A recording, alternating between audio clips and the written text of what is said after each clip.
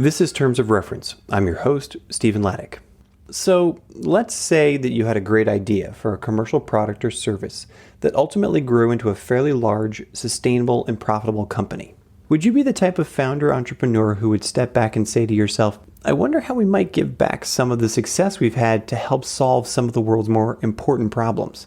Luckily for everyone, that's exactly what the folks that started Tableau Software have done through the Tableau Foundation. In this, the 127th episode of the Terms of Reference podcast, I speak with Neal Myrick and Steve Schwartz. Neal is the Director of Social Impact at Tableau Software and the Director of the Tableau Foundation. Steve is the Marketing Manager for Tableau Software's social impact efforts and supports the Tableau Foundation's work. Steve is also a co-founder of Upaya Social Ventures, a nonprofit incubator that is building businesses and creating jobs in India's poorest communities. Specifically, we focus our conversation on how Tableau has partnered with Path to create the Visualize No Malaria campaign, and how Tableau's software contributes to this campaign through data analysis and visualization support. I spoke with Neal and Steve in Seattle.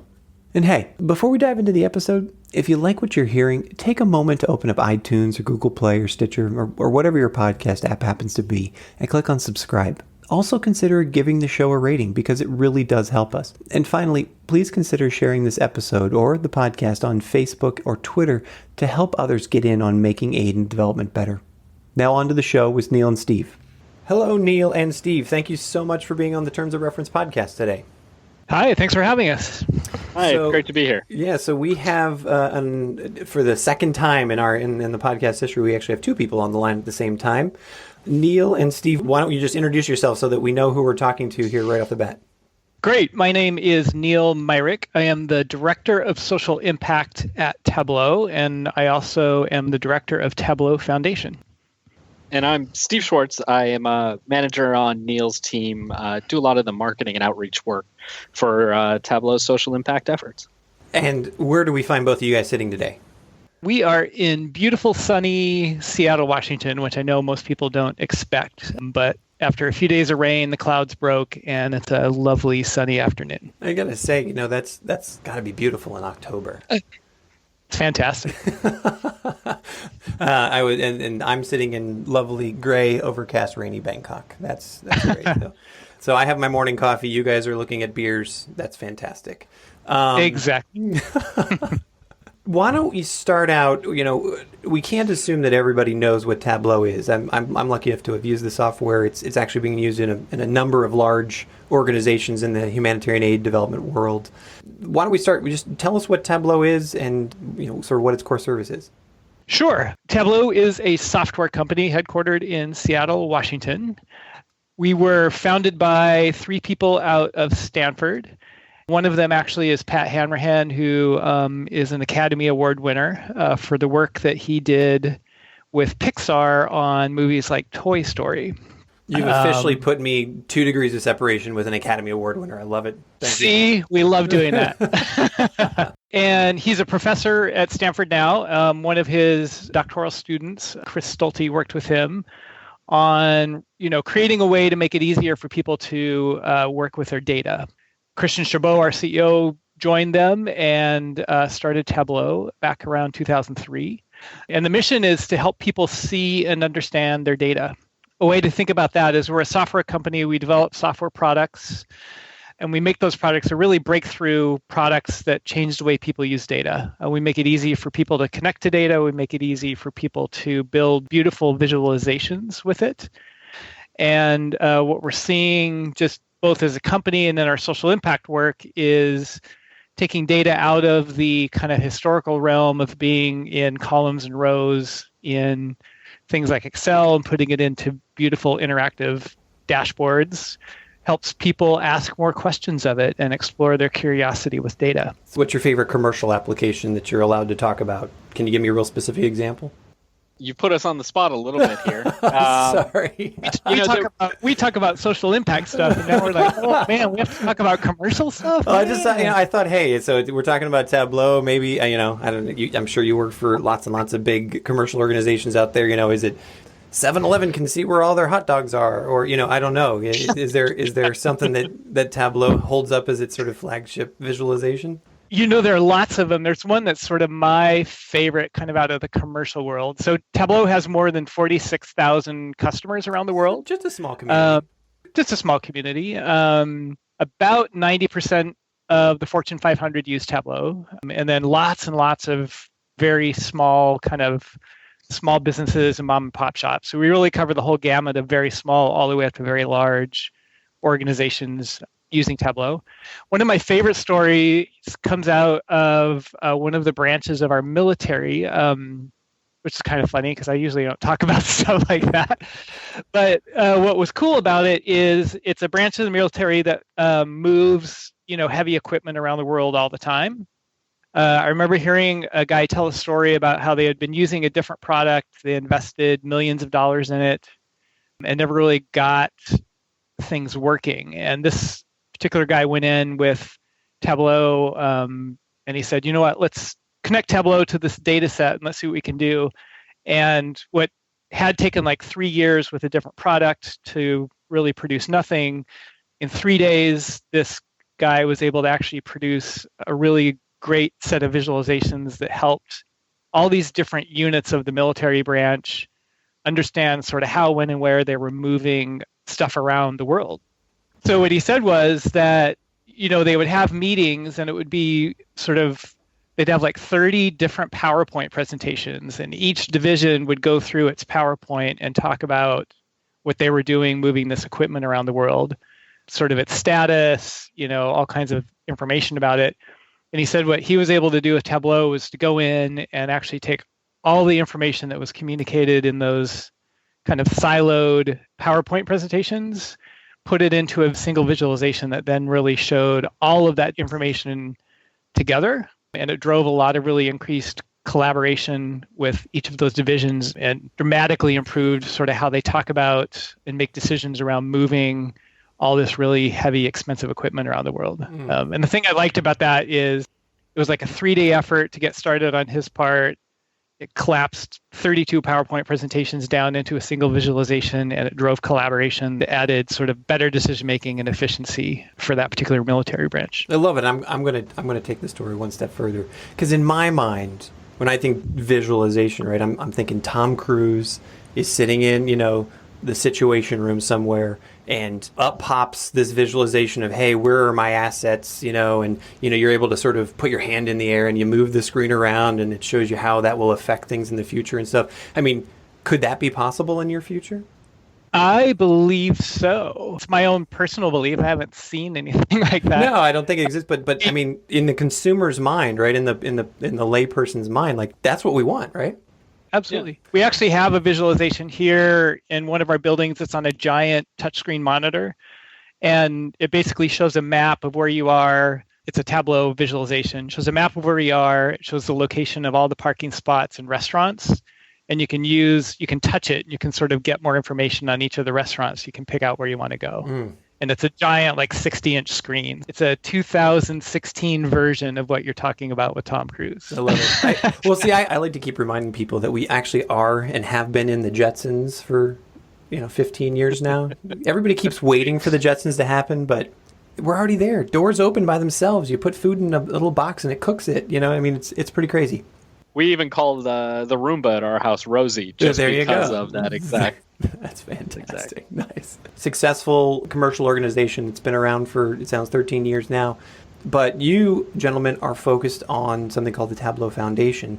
What was the genesis of the foundation? How did that happen, and what's its focus? That is something that our founders actually have always wanted to do from the beginning of the company. We have certain sort of all company objectives, and number 5 is actually supporting our communities. So it's something that's really built into the culture. And what they did is they really waited until the right time in the life cycle of the company to start investing people and resources into that supporting communities mission in a really sort of intentional and concentrated way. And that actually started taking shape in 2012. The company made some financial donations and some pre-IPO stock donations that were matched by our founders. So those were made to a local community foundation. When Tableau went public in 2013, all of that stock was sold, and that really created a fund from which we make our grants. And then I was working at Tableau at the time, but in 2014 is when I was hired to work with all of our employees to really start building the foundation from the ground up. So it really was 2012 funded, 2012 and 2013 sort of funded and announced, and then we really, in earnest, got working on it in 2014. Okay, so you're a little more than 2 years old. Take us to, you're a data visualization company, so the assumption is that the foundation will focus on how do we use data visualization to help those in need, how to help humanitarian aid organizations, help development organizations. What's your favorite story? Give us an example of how that plays out. Oh man, I have so many favorite stories. So just a little bit of background that'll add context for this. So our mission as a foundation is to encourage the use of facts and analytical reasoning to solve the world's problems. And one thing that was really interesting to me is as soon as I was moved into this role, I started calling everybody and anybody I knew. My background is I was in high tech for about half my career, and then I was in the nonprofit space, still doing technology stuff for about half my career. So I called everybody I knew. I said, Tableau is starting a foundation. We have 3 assets that we can deploy in service of our mission. It's people, product, and money. And I said, we really want to have true social impact. We don't want to do just kind of the corporate CSR, kind of tossing money everywhere thing. We really want to invest and have real impact and, move the ball downfield on some important problems. How do we do that? What priorities do you think?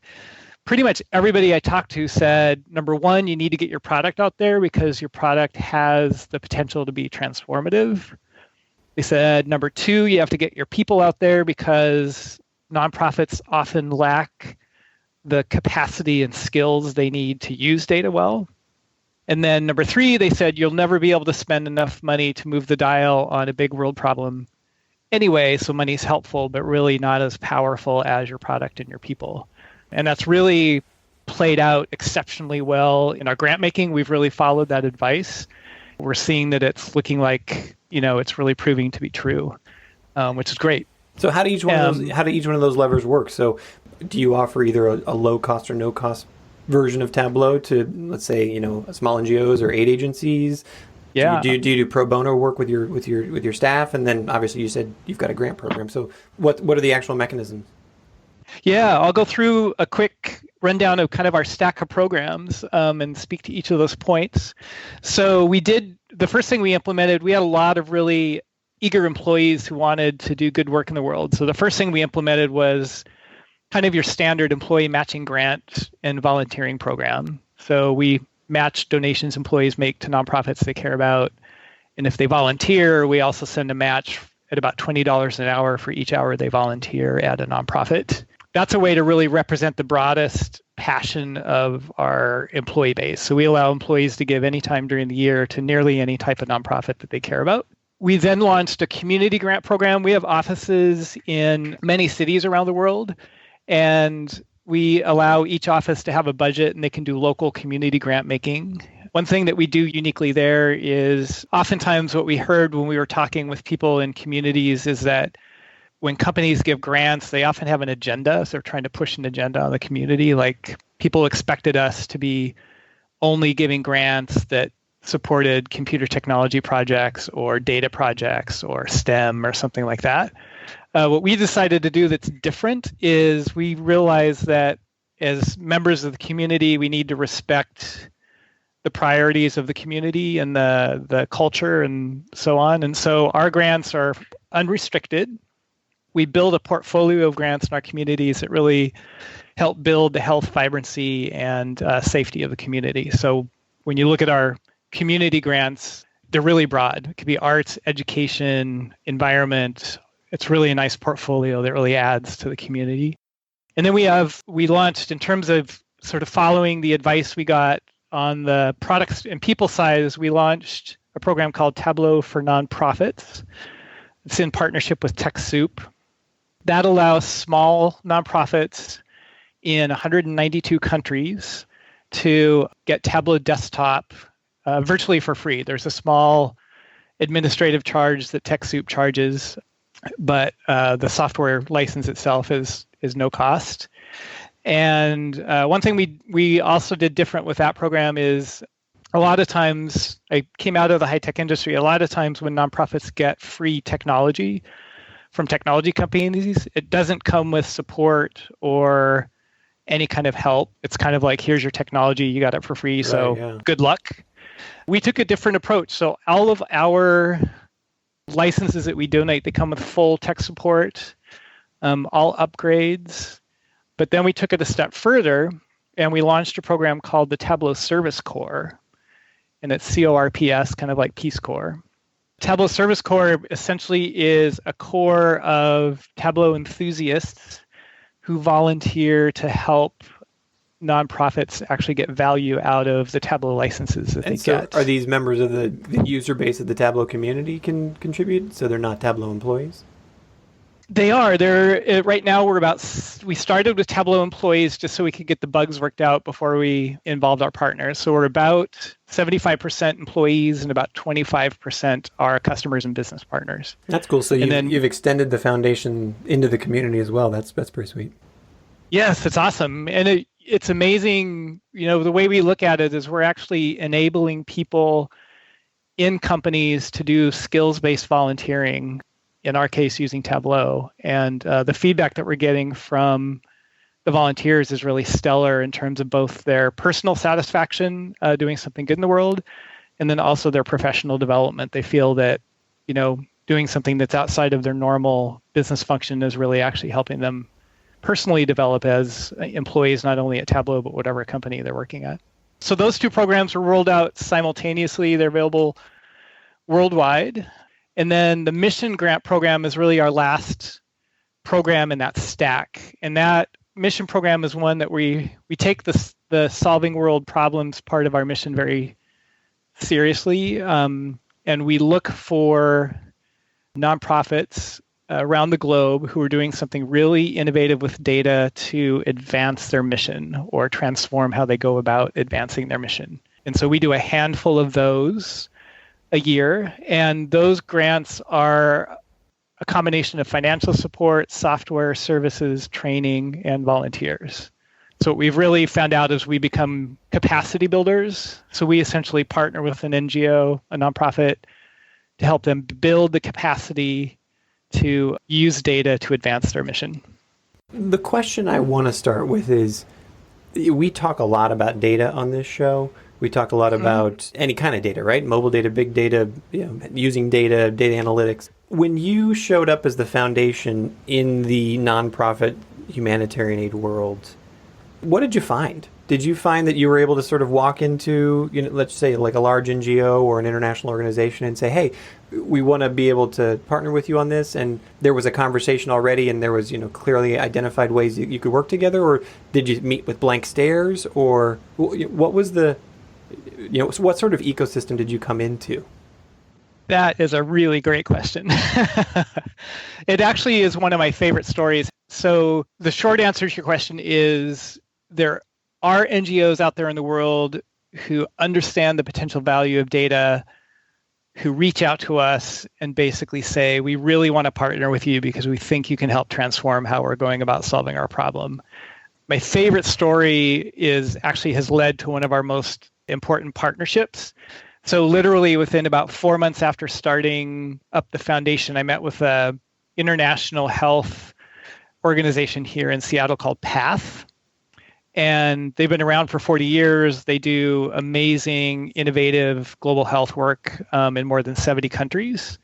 And I met with a woman, one of their VPs, and we were chit-chatting, and she was talking about how she really believed that if PATH could use data more effectively, it could really help them advance some of their objectives. And I remember the moment she leaned over the table and she looked me in the eye and she said, how would you like to help us eliminate malaria in Zambia? And you went, holy crap. Crap was the nice word that I said in my head. Because how many people get asked that question, right? So I was stunned. And what I loved about that question, it wasn't, we need $1 billion to fight malaria. It wasn't, give us your software. It was, how would you like to help us? And that really set the tone for really the way we engage with our nonprofit partners. They're deep engagements. We work together to solve problems. We bring our core assets and our core competencies to the table. They bring theirs. We're equals, and we go about really trying to solve the problem. So right now, and for the last almost 2 years now, we've been deeply engaged with PATH in helping the Ministry of Health of Zambia use data to really transition from sort of implementing a bunch of malaria control strategies to actually implementing strategies for malaria elimination. It's been fascinating to be a part of it. We've learned a lot as a company. And the latest news is that the data is showing in the last 2 rainy seasons in the province where they're piloting a bunch of elimination strategies. They've had a 93% decline in malaria cases. 93%? That is mind. Give us some specifics, whatever you can, about this particular project. I love learning more about them, putting meat on the bones. Love the gory details. So you walk into the ministry, and was it again that had PATH already sort of set the tone that the ministry was ready for this? That they got a data center there, they know where their data is coming from. Did you have to work in like, oh my God, here's 10,000 spreadsheets, we've got to consolidate these? Oh, you're not even collecting data, or was it the case of their data is warehoused in places that just isn't being accessed? Like, give us some details about what is it that you've actually done to move that needle. Absolutely, yeah. So one of the things that we've learned is really effective for us is we understand the value of our core competency and the limits of our capacity. So we know nothing about malaria, right? I bet you do now, but anyway. We know a lot more now than we did 2 years ago.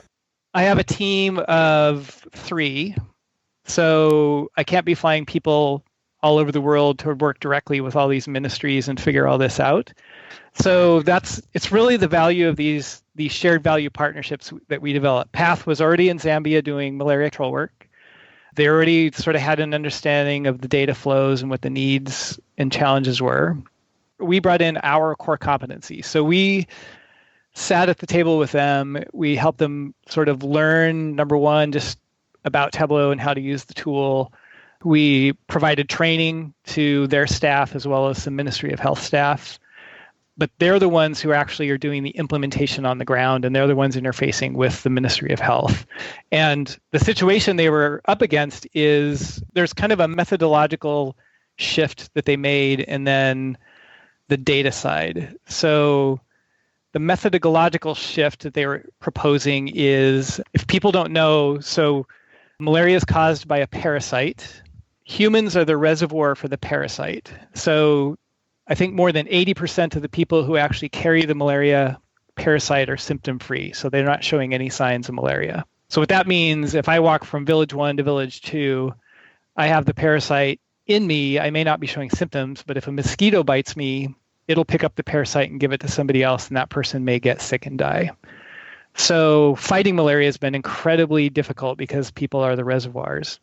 What PATH proposed to the Ministry of Health is, instead of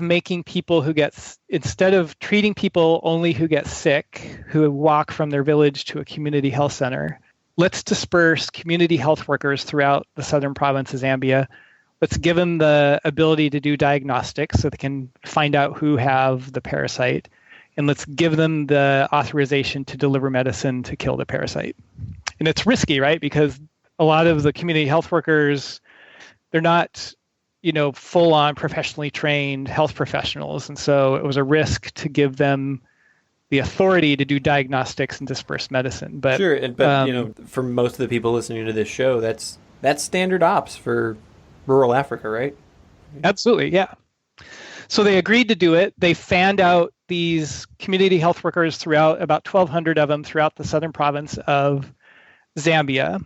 And so when somebody was diagnosed with malaria in a village, the community health worker would test everybody else and give medicine to anybody else who had the parasite, effectively killing the parasite in all the reservoirs that were in that village. So that was one of the many sort of methodological clinical changes that they made to really move toward trying to eliminate the parasite from the country. On the data side, what was interesting is data was in some cases still being collected on paper, hand typed into Excel, and then moved in some method into something like Access, and then into a data warehouse of some sort. So it took a very long time for the data to get to its ultimate destination. There were data quality issues, of course, because there's less, stuff lost in translation. So they started working with other partners to implement mobile devices to do data collection.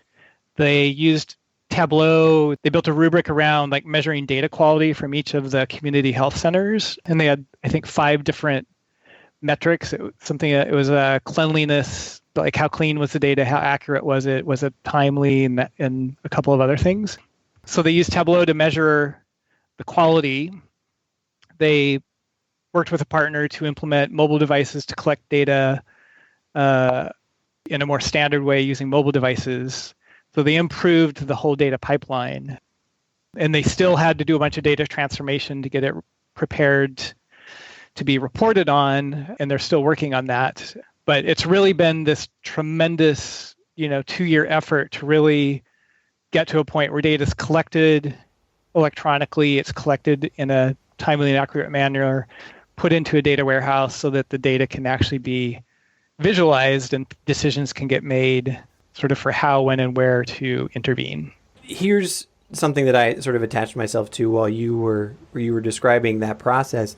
You gave us an example at the beginning of the show where you had a client come in and in 3 days they transformed, 30 spreadsheets into one presentation and, blah, blah, blah. And it was this sort of, let's not say dramatically quick, but relatively rapid process of going, right. Going from this cumbersome spreadsheet driven, disparate data process to one that was, moving the process along.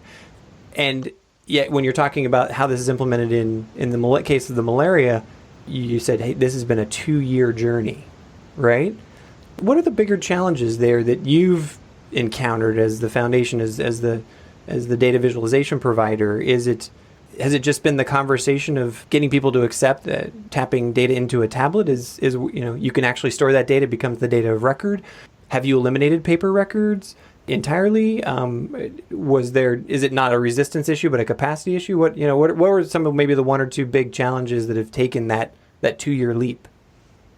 So this is Steve, and I'll jump in a little bit here because great. This is actually my favorite part of the story. Oh, great! Take it. I think to point to Neal's analogy earlier with the military, that was an organization that had a culture of analysis already in place. You had folks who were used to receiving and making decisions based on data. And albeit they had a slower system for doing it, Tableau allowed them to really quickly upgrade that. I think what's been most interesting in Zambia is it's been a lot of rebuilding a culture of analysis, and not necessarily at the ministerial level. I mean, the Ministry of Health in Zambia has been a terrific partner for PATH and very receptive. There's definitely the desire to bring data-informed decision-making into things at the national and provincial level.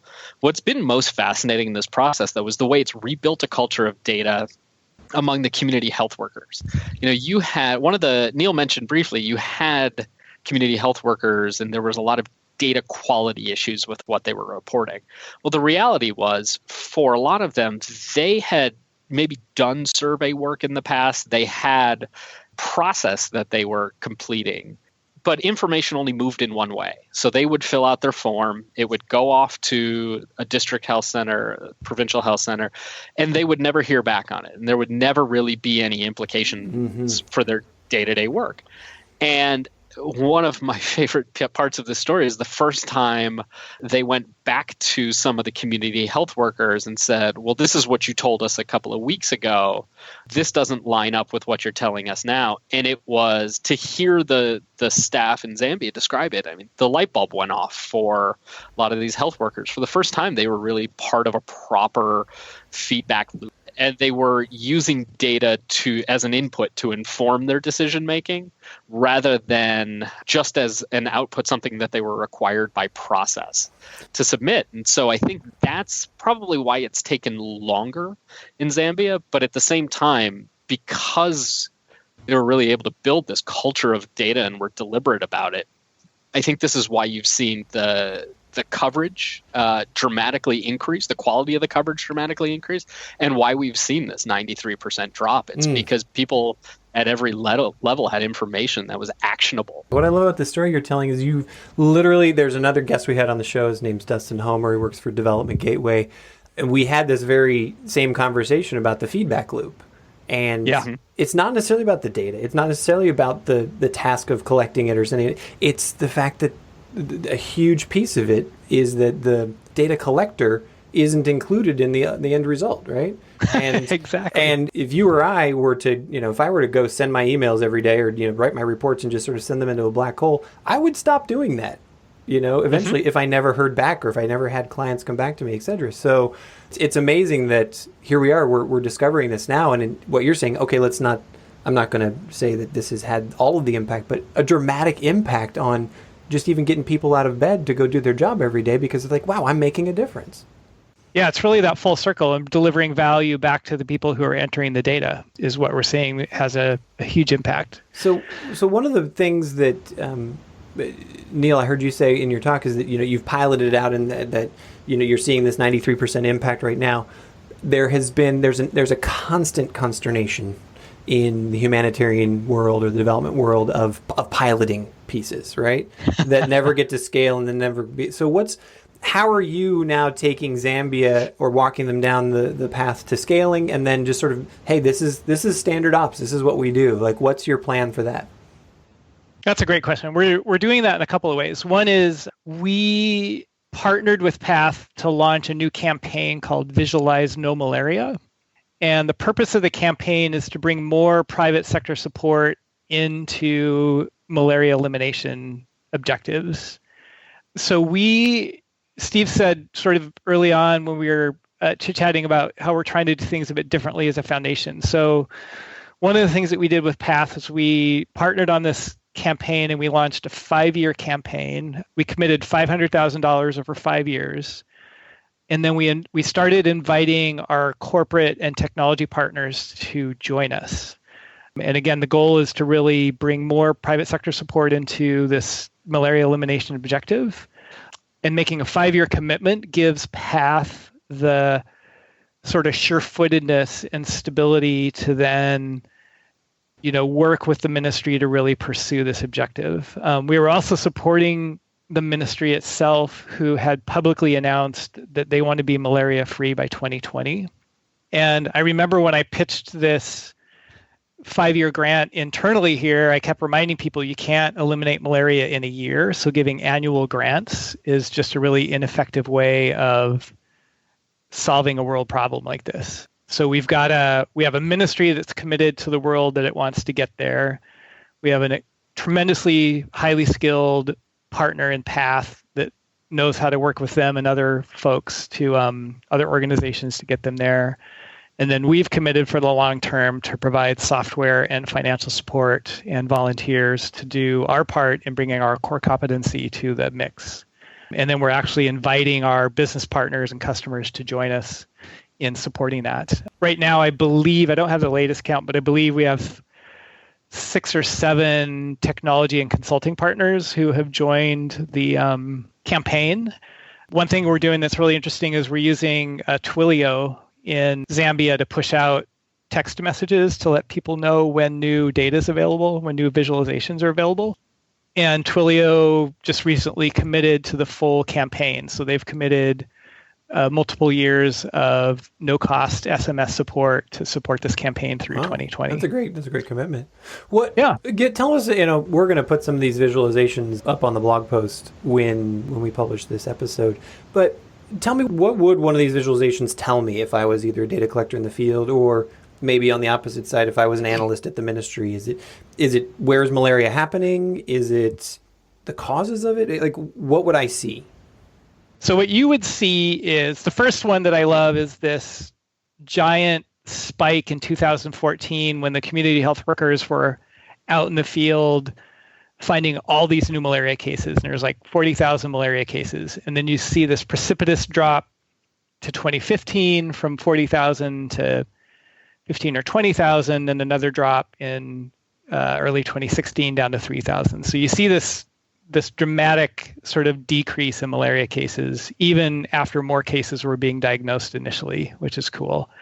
But the more interesting one is a partner of ours called Real Impact Analytics in Belgium has found a way to actually access mobile data, but in a way that protects the privacy of the individuals and the intellectual property of the mobile provider.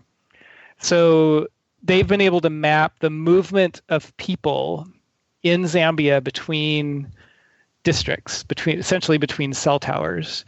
And when you overlay that movement map on top of a map that shows where the highest burdens of disease are, you can actually start seeing which districts that have a high burden of disease are exporting malaria to which other districts. And then you can do some predictive analysis and basically say, if we focus our resources on eliminating malaria in District 1, here's the estimated percent decrease of malaria cases in these other 8 districts purely based on the movement of people between the districts.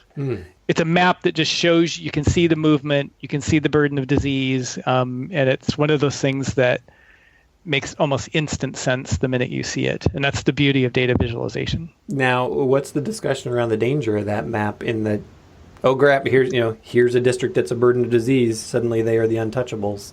What's the thought process behind that? The thought process there is it's really up to the Ministry of Health and PATH to decide sort of who gets to see that data and in what context.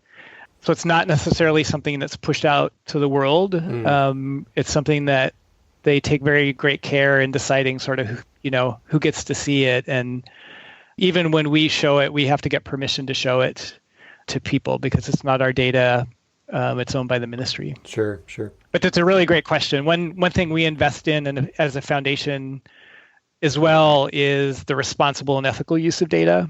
So we partner with Stanford University on that. We also have partnered with the Responsible Data Forum on that. So we're trying to advance some of those responsible and ethical use of data policies and guidelines as well, just so as we're doing great work on one side, we're helping make sure it's done safely and ethically on the other side. You mentioned earlier the people, the volunteers, they've clearly had a gain. Not only are they able to bring their skills and experience to people in need, but then that experience for them is transformative, and it's usually a very powerful event for them. I'm thinking about your commercial application, your software, and your company in general.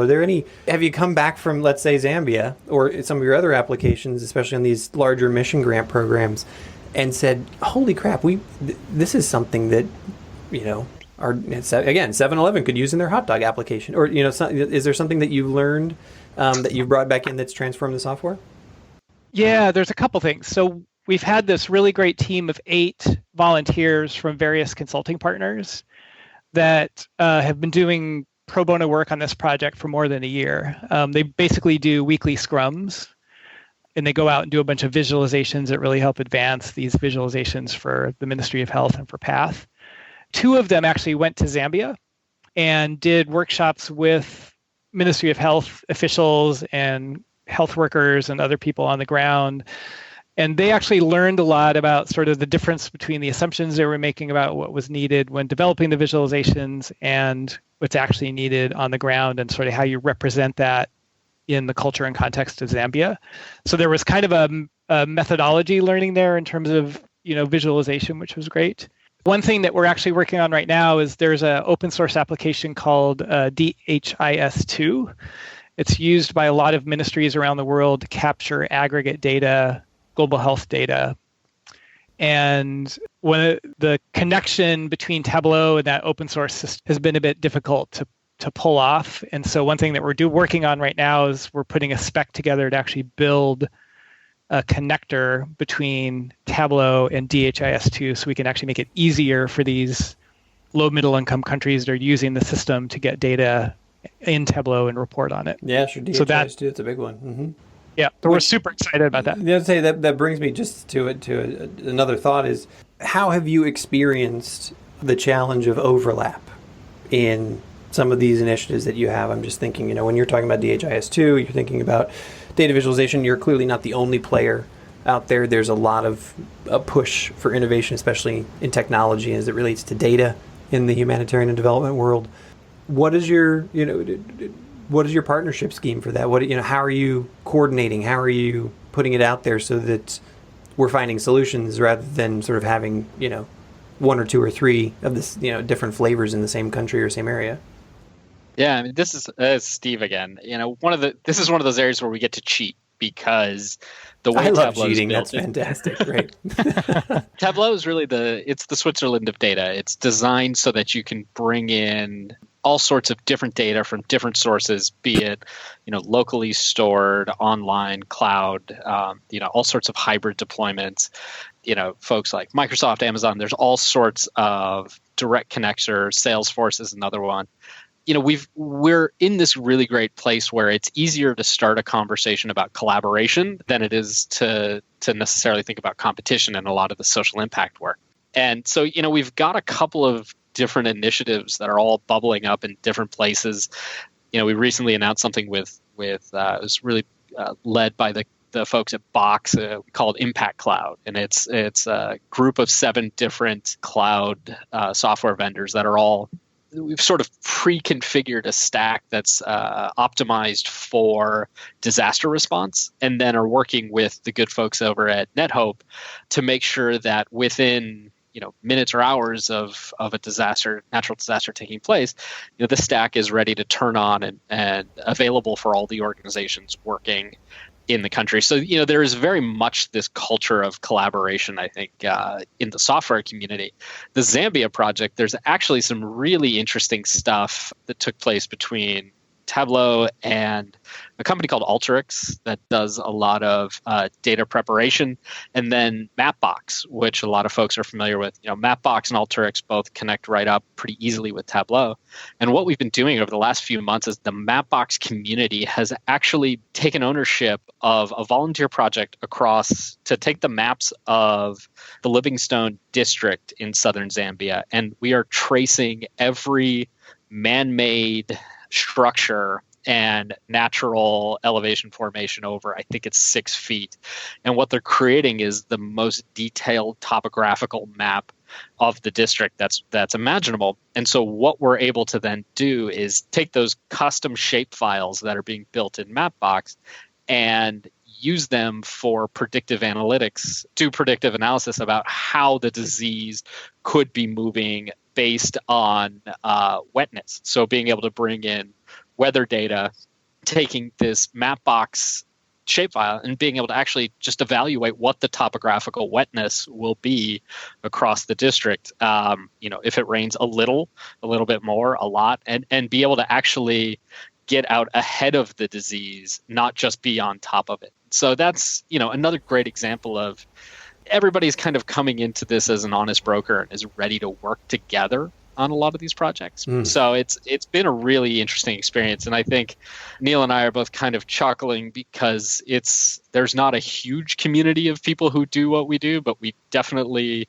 are getting to know most of it. Anyone who's listened to the podcast for a while, it's starting to get to be a pretty small community, right? It really is. Yeah. Even your DHIS2 example, I'm like, wow, I've talked with like 20 people about, not on the podcast, but just, once you dive into the field on this, which is, I think, is both a good and bad thing, right? It's a good thing because that is the coordination. You can get consensus and you can start to move things forward at the same time. You can become insular. But, I really appreciate, Steve, you putting that example on the table as well, because you can just, going into that example, you can see the difference between looking at 7-Eleven hot dogs for the lack of bringing there. Sorry for at the fault of bringing that up again. But it gives people the opportunity to say, wow, we have these literally game-changing tools at our fingers. Let's go do some game-changing, Exactly. rather than drive profitability, 0.06% again. And so you can just see where, wow, that if you wake up and you go out and you have that experience in Zambia or here in Bangkok or whatever,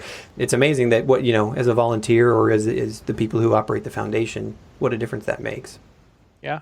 And, there's actually an underlying point to your question, I think, that's super important. And that is tech companies have had a history of kind of parachuting into some remote region and dropping their technology and thinking we're going to come in and save the day. Or that the people will be like, hey, of course, we totally understand Yeah, they'll this. be Let like, us- yay, so and so's in town, and we get free stuff, and we can, we're all gonna be alive tomorrow. It's been done that way for a long time. What's happening now in the industry, which is really great, is we're listening to the people on the ground. We're actually letting the ministries run the projects. We're respecting the sort of cultural knowledge and the experience they have. So you're not finding like this competitive spirit and people trying to kind of elbow each other out for market domination and that kind of thing. The other thing that's happening is just there's a greater respect among the participants. And so, for example, people kept asking us, would you please build a connector for DHIS2? I talked with the lead developer of DHIS2 and I said, hey, we're getting asked this question. Can you check with the DHIS2 community and let me know what would people in the community think if we created a Tableau connector for it? Because DHIS2 has analytics built in. Obviously, because it's open source and they have lots of priorities, they're not necessarily as advanced as Tableau because it's our only thing we do really well. But we sort of stepped in with respect for the community that had developed. We asked permission to participate, and now we're participating. And that's a lot different than tech companies kind of bull in a China chop approach that they used in the past, where they would just come in and blow everybody else out of the water who had been working for years to make a difference. But there's two questions I always ask at the end of every show, and very interested to hear your answers to them. And one is, who do you pay attention to, either individually or as the foundation, to stay abreast? I mean, obviously you get grant applications, you get people coming to you, that's part of your mechanism. But I'm thinking more along the lines of trends, of what's the next big thing, of where are the big challenges. Are there blogs you follow, magazines you read, conferences you have to attend? I'll start, and Steve's got his list, I'm sure. The first thing is that we have really great relationships with a lot of sort of networks of organizations. So first of all, we listen to our strong partners like Path, and they help us navigate and find the best opportunities for us in the global health space. We talk to other foundations who make referrals. In terms of blogs and so on, I look at Markets for Good.